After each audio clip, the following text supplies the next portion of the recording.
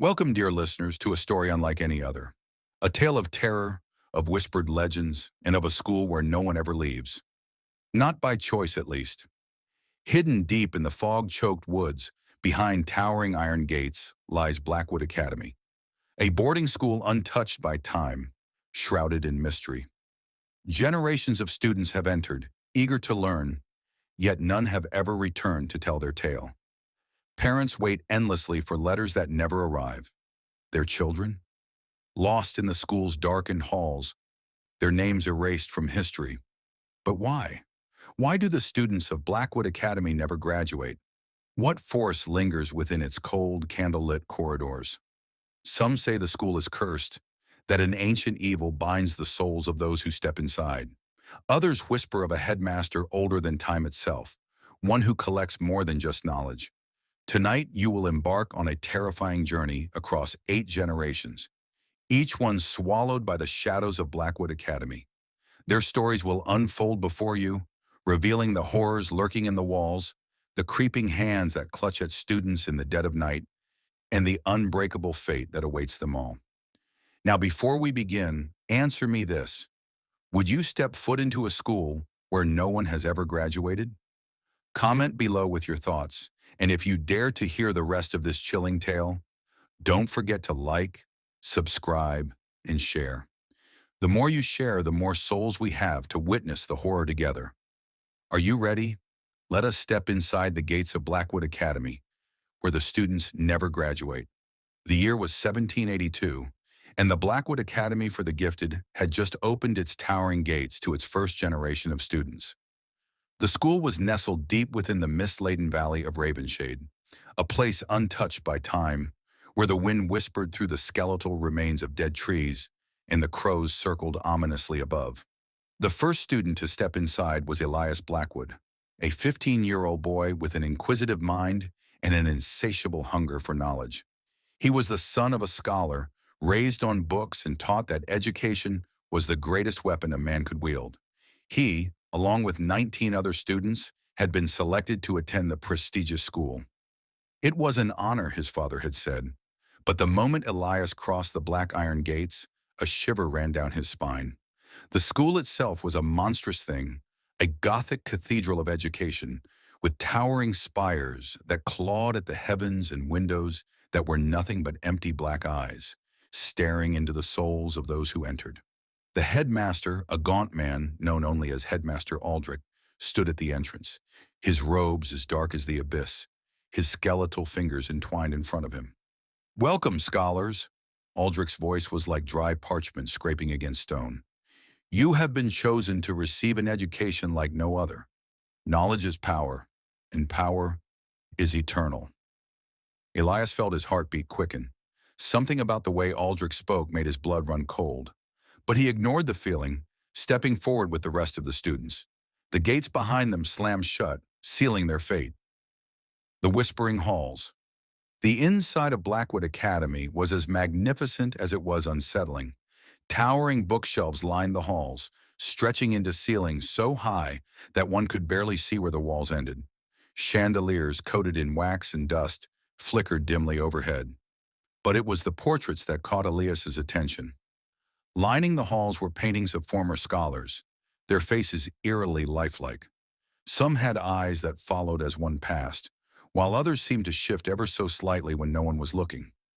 One particular portrait, a boy around Elias's age, had his mouth open in a silent scream, though the brushstrokes suggested it had been closed before. "Who are they?" Elias whispered to a fellow student, a timid girl named Beatrice Vaughn. I don't know," she stammered, looking away. "But I swear." One of them blinked. Elias let out a nervous chuckle, trying to shake the unease. But then he heard it, a whisper.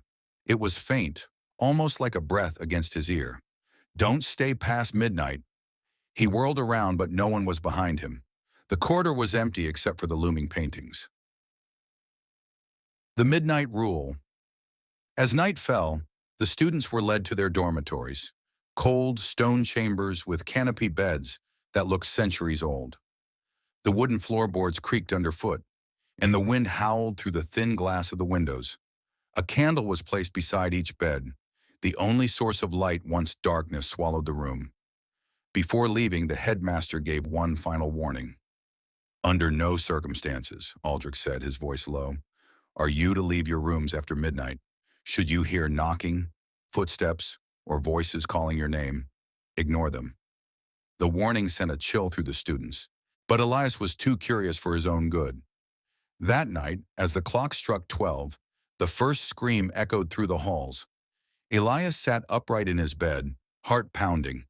He looked toward Beatrice, who slept across the room. Her eyes were wide open, but she was frozen in place, her lips moving wordlessly. Then came the knocking, 3 slow taps against the door. His breath hitched. He told himself it was his imagination. But then came the voice. "Elias, open the door." It was a girl's voice, soft, pleading. It sounded familiar. Beatrice. But she was right in front of him, unmoving. The candle beside his bed flickered violently, casting monstrous shadows along the walls. His pulse roared in his ears. He inched toward the door, placing his palm against the cold wood. Then he heard it, a faint giggle, a child's voice whispering from the keyhole. "We see you." The door burst open on its own. The hallway outside was pitch black, yet something unseen, moved within it. He could hear its breathing, hear the sickening slither of something crawling along the ceiling. Elias slammed the door shut, bolting it. The knocking stopped. But in the silence he heard another sound, a wet, rasping breath, not from outside, from inside the room. Slowly he turned. Beatrice was still frozen, but something else had appeared in the corner of the room. A shadow. No, a figure. Its body was unnaturally long, its limbs stretched as if pulled from a nightmare. Its head twitched unnaturally, the mouth stretching open wider than should be humanly possible. And then, it lunged. Elias barely had time to scream before the candle snuffed out. The morning after, when the sun rose, Elias woke up in his bed as if nothing had happened. But something was wrong. The bed across from him was empty. Beatrice was gone. He looked toward the other students, but no one seemed to remember her. No one mentioned her. It was as if she had never existed. Frantic, Elias ran to the hall, searching for any sign of her. That was when he stopped in front of the portraits again. His blood ran cold. A new painting had appeared on the wall. A girl with wide, terrified eyes. Beatrice. Her lips were open, caught in an eternal scream. Elias staggered back. The air grew heavy, suffocating. The whispers returned, slithering through the cracks in the walls. 1 down, 19 to go. And then, for the first time since arriving at Blackwood Academy, Elias realized the truth. They were never meant to graduate. They were meant to replace the ones who came before them. The year was 1810, and Blackwood Academy stood as ominous as ever, its towering spires vanishing into the storm-ridden sky. For nearly 3 decades, students had entered its gates, yet none had ever been seen again. Parents, desperate for answers, received nothing but identical letters, written in cold, mechanical handwriting. Your child is excelling in their studies. Their graduation is imminent. But no carriages ever arrived with smiling graduates. No letters arrived from the students themselves. The town of Ravenshade whispered in fear, yet no one dared speak against the academy. Then came the class of 1810, a new group of 20 students, all bright-eyed, hopeful, and utterly unaware of the fate that awaited them. Among them was Lucien Moreau, a 16-year-old boy with a defiant spirit and an insatiable curiosity. Unlike the others, Lucien had heard the whispers of the cursed school. He knew something was terribly wrong, but he never could have imagined the horror that lay ahead. The Forbidden Tower. The moment the students entered the academy, the air turned suffocating. The grand hall, lined with chandeliers, candlelit corridors, and walls of ever-watching portraits, felt like a tomb. Lucien couldn't shake the feeling that they were being watched. Headmaster Aldrich, unchanged in appearance despite the passage of time, stood before them in his black robes. His voice was as dry as ever, scraping against the silence. "Welcome to Blackwood Academy. Knowledge is eternal, and those who seek it must be willing to sacrifice." Lucien shivered. The other students, eager to prove themselves, hung on every word. But Lucian wasn't fooled. There was something deeply unnatural about Aldrich. His too pale skin, his motionless blinking, as if he were less a man and more a puppet held together by unseen strings. The first night, as Lucian lay in his bed, the warnings echoed in his mind. Never leave your room after midnight. But Lucian had never been one for rules, and when he heard the distant sound of weeping beyond his door, he made a terrible decision. He opened it.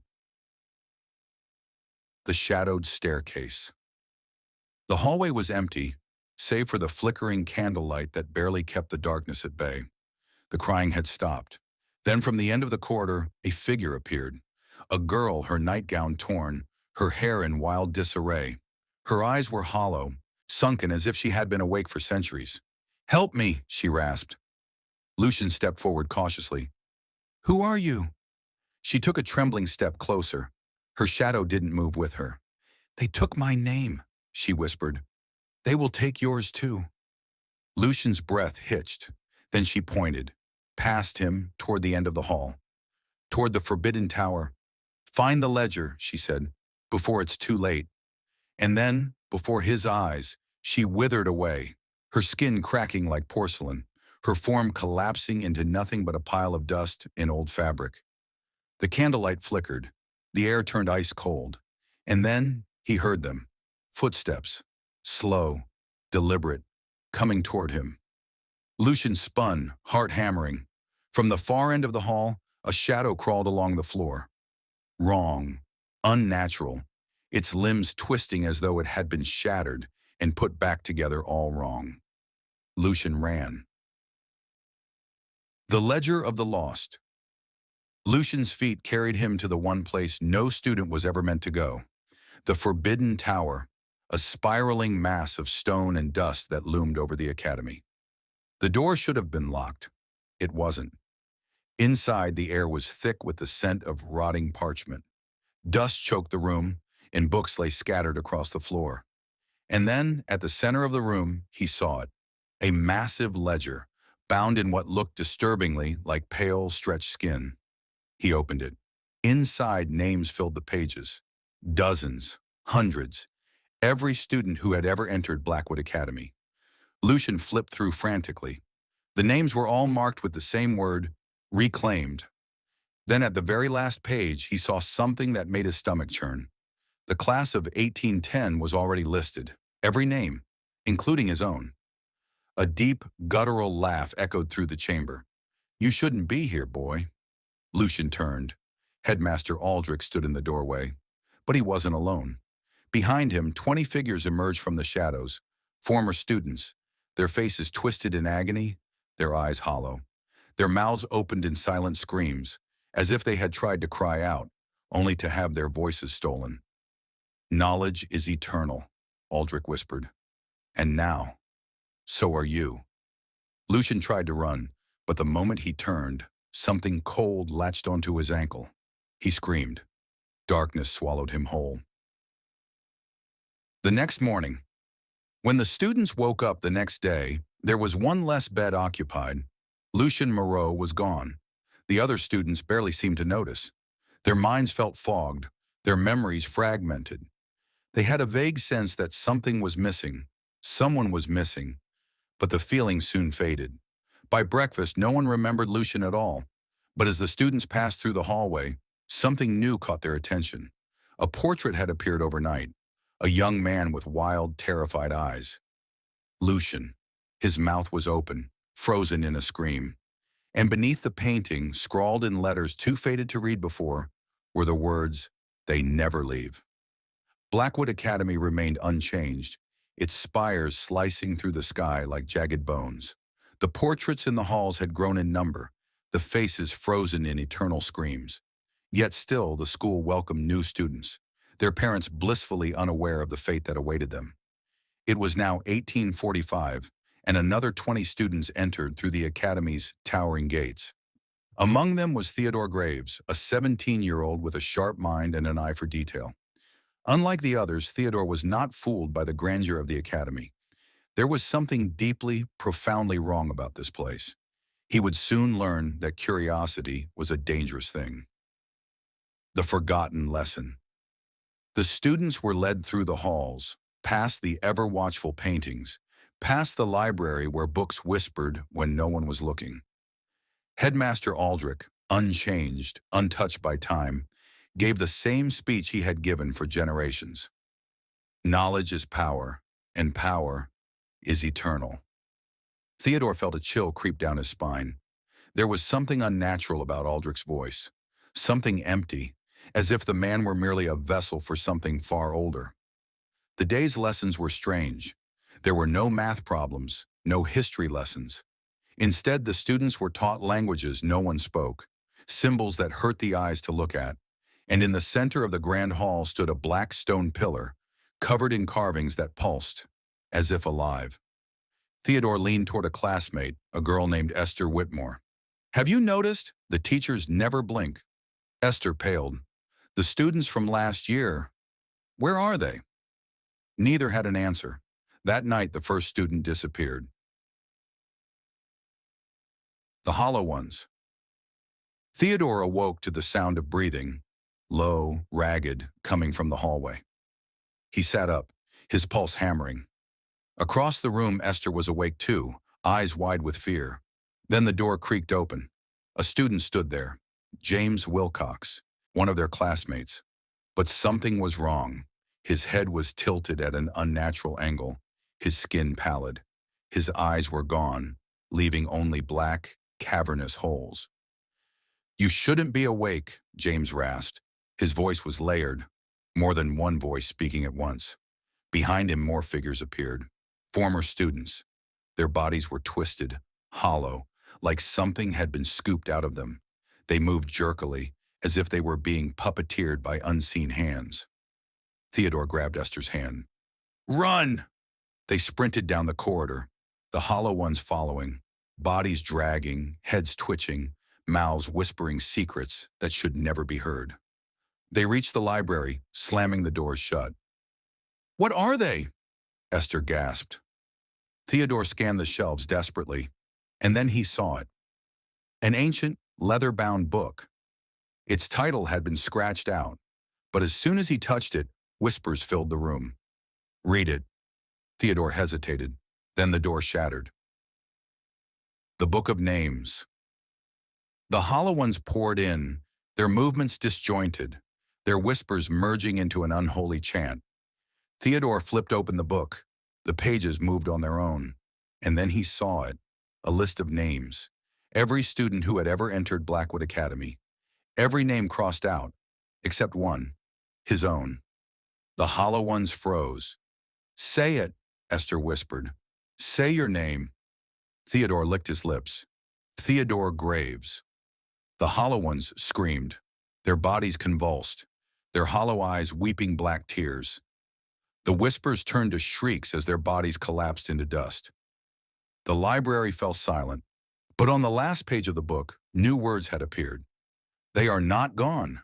They will never be gone." The headmaster's secret. The next morning, Theodore and Esther expected chaos, panic, but no one remembered the missing students. They were simply forgotten. Theodore was done pretending. That night, he and Esther snuck into the headmaster's office.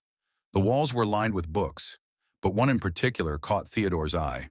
A journal. Inside were notes, dates, names, rituals. At the bottom of the page, a sentence chilled him to his core. "The flesh may fade, but the mind is eternal. We must feed the academy, or it will feed on us." Theodore barely had time to react before the candles flickered out. A voice, colder than death, whispered behind him. "Curious little minds." He turned, and Headmaster Aldrich was there, unchanged, untouched by time, but his shadow moved differently than his body. The next morning, the students awoke. Theodore and Esther's beds were empty. No one spoke their names. No one remembered them. But in the grand hallway, two new paintings had appeared.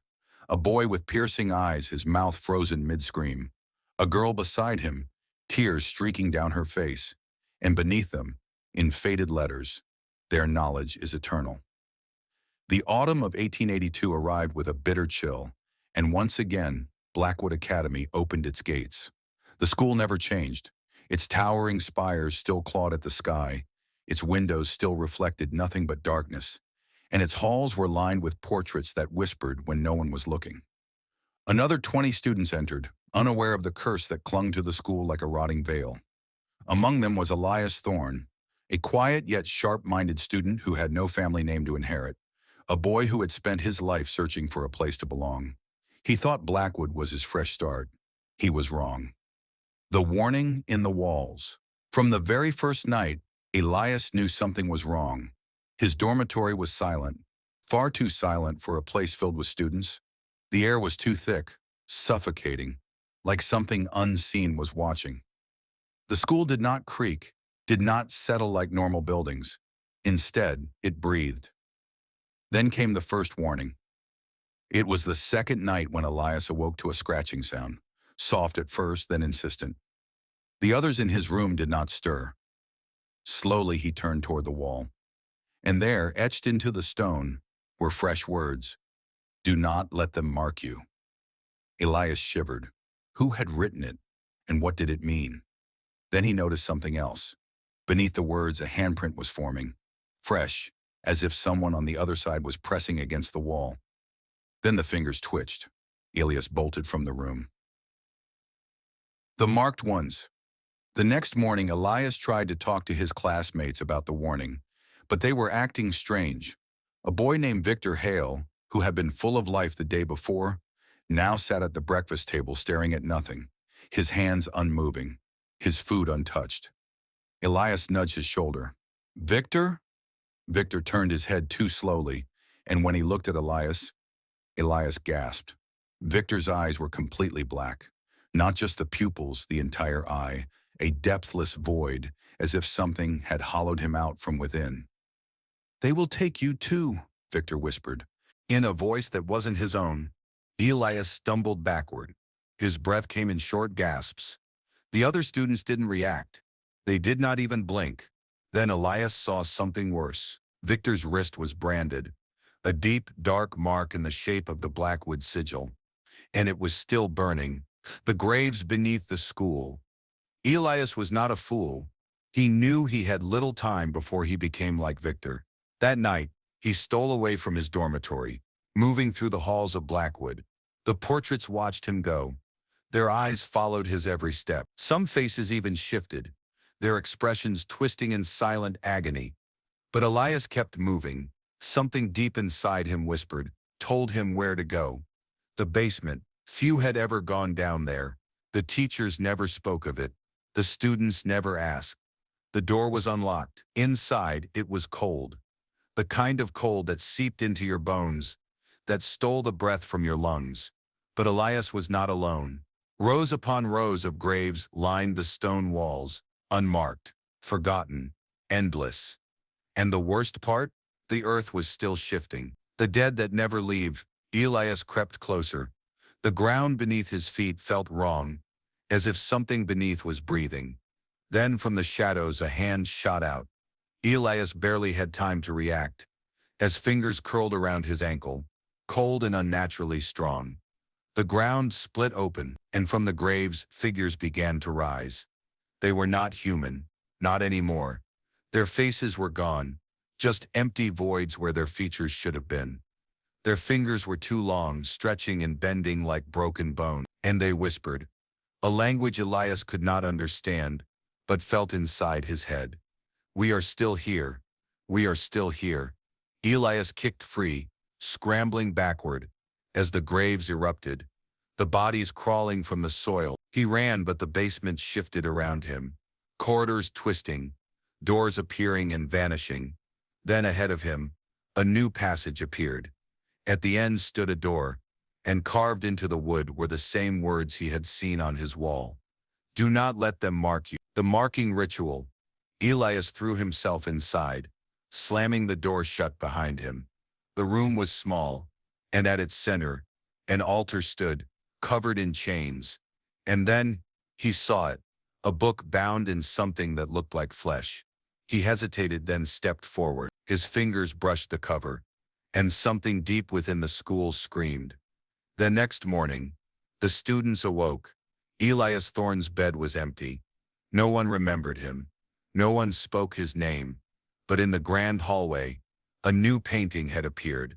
A boy with wide, terrified eyes, one hand pressed to his chest, as if trying to hold something in, and beneath it, etched in fading ink, "They are watching.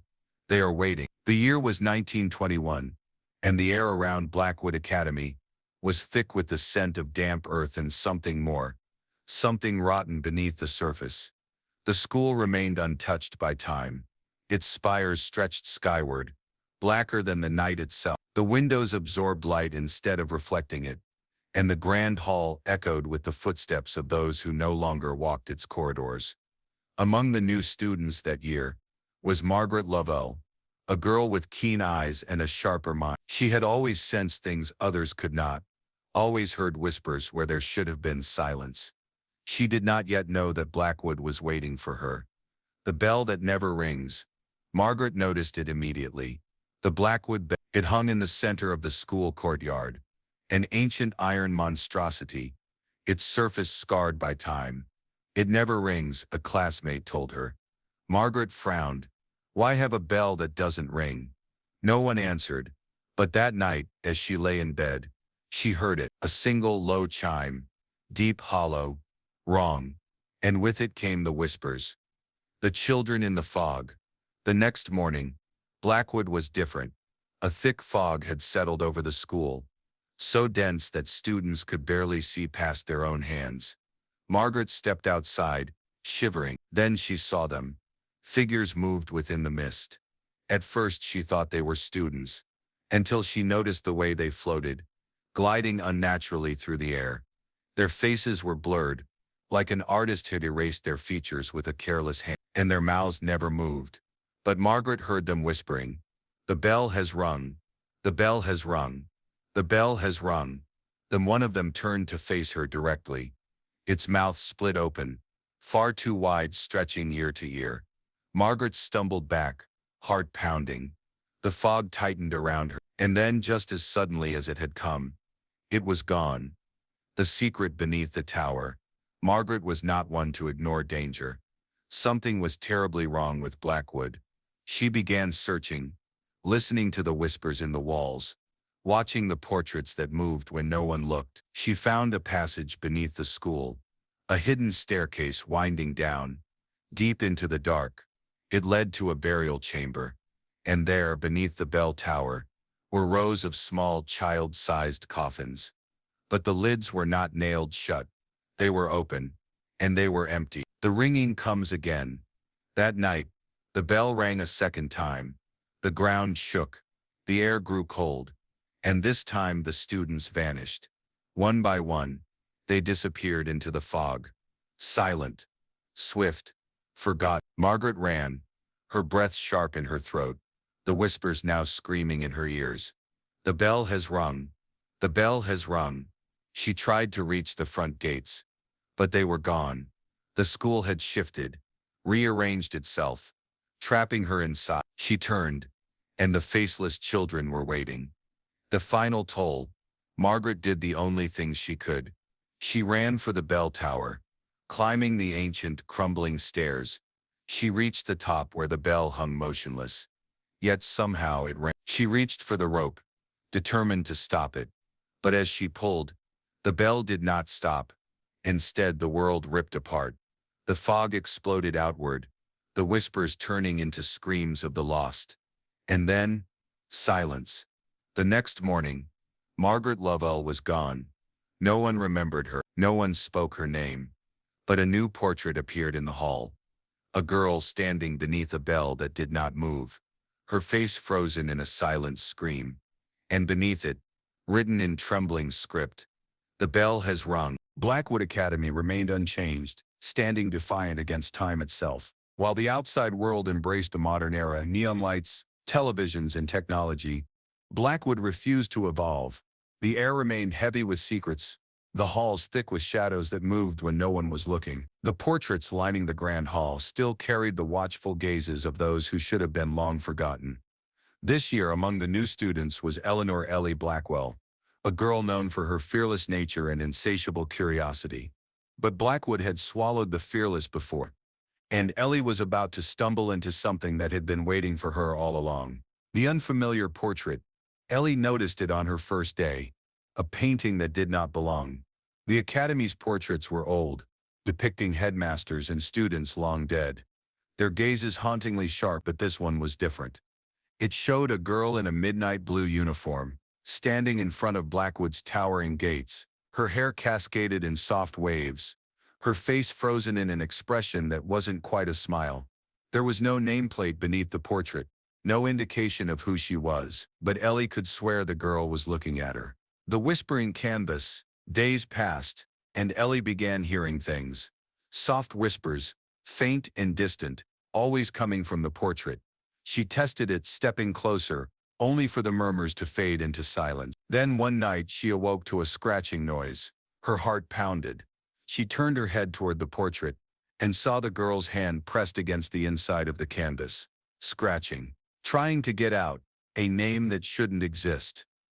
Ellie couldn't ignore it anymore. She searched the Academy's archives, flipping through dusty records, searching for any mention of the girl in the painting. Nothing. No name, no history. It was as if she had never existed. But when she returned to her dorm, she found something waiting for her. A single sheet of paper, yellowed with age, and written in ink so dark it looked almost fresh. "Let me out. The midnight bargain." That night, Ellie did something reckless. She spoke to the portrait. "Who are you?" she whispered. The whispers returned, faint, insistent. "Help me." The girl in the painting had moved. Her eyes were locked onto Ellie's now, and she was smiling. The portrait's curse. The next morning, Ellie noticed something horrifying. The portrait had changed. The girl was still there, but Ellie was in it now too, standing just behind her, her expression frozen in a look of silent terror. She tried to tell someone, but no one could see it. To everyone else, it was just an old painting. The final trap. Ellie knew she had to destroy it. That night, she returned with a knife, determined to rip the canvas apart. But as she raised the blade, the portrait blinked, and a hand shot out. Cold fingers wrapped around her wrist, pulling her forward, and Ellie fell into darkness. The next day, no one remembered Eleanor Blackwell. Her bed was empty. Her name was missing from the Academy's records. And in the grand hall, the portrait had changed once more. The girl in the midnight blue uniform was still there, but this time, Ellie was inside it too. Her mouth open in a silent scream, and beneath the frame, a new name had appeared. Eleanor Blackwell. Welcome home. The world had changed, but Blackwood Academy remained the same. Even in the modern age, where technology ruled and ghosts belonged to horror movies, not reality, the school stood untouched by time. New students came, unaware of the whispers that lingered in the halls, the missing names, the portraits that shifted when no one was looking. This year among them was Daniel Grayson, a boy who never believed in curses, until he saw what the school had been hiding all along, and until Blackwood decided that he would be its final student. When he heard the stories, the vanishing students, the ones no one remembered, he laughed them off. "It's just an urban legend," he said, "but legends don't erase people." And that was exactly what was happening. It started with small things, missing names in attendance books, empty desks where students had once sat. Then one day Daniel found an entire dorm abandoned, every room empty, every bed untouched, and in the dust-covered mirrors, faint words were scratched into the glass. "We were here." The headmaster's secret. Determined to prove there was a logical explanation, Daniel decided to search the headmaster's office. It was forbidden, locked at all hours, but that night the door was already open. Inside he found ledgers, old as the school itself. Flipping through them, he noticed something terrifying. Pages upon pages of missing students, but their names had been crossed out, as if they had never existed. All except for one, a name that should have been gone for decades. Eleanor Blackwell. The last lesson. Daniel turned, and the headmaster was behind him. His face was too pale, too still, his eyes too dark, like the shadows had crept inside and never left. "You shouldn't be here, Daniel," he said, voice empty of emotion. The door slammed shut, and the room began to change. The bookshelves twisted, the ceilings stretched higher, the walls pulsed as if they were alive. And Daniel realized the truth. Blackwood was not a school. It was a prison, a place where students never left. And he had just sealed his fate. The final choice. Why? Daniel gasped, his body growing heavy, as if something was pulling him into the floor. The headmaster smiled, because this is how it must be. Blackwood takes what it is owed. Daniel fought to move, to run. But the shadows had already reached him. They coiled around his legs, his arms dragging him down. And as the darkness swallowed him whole, he heard the voices of those who had come before, the students who had been erased. Join us. Blackwood is forever. You will never graduate. The end of Blackwood Academy. The next morning, Blackwood was gone. The land where it once stood was empty, as if the school had never existed. The town spoke of it only in whispers, uncertain if it had been real or just a legend. But deep in the woods, in a place no one dared enter, a single bell still tolled, and if you listened closely, you could still hear the students whispering, "We were here, we were here, we are still here."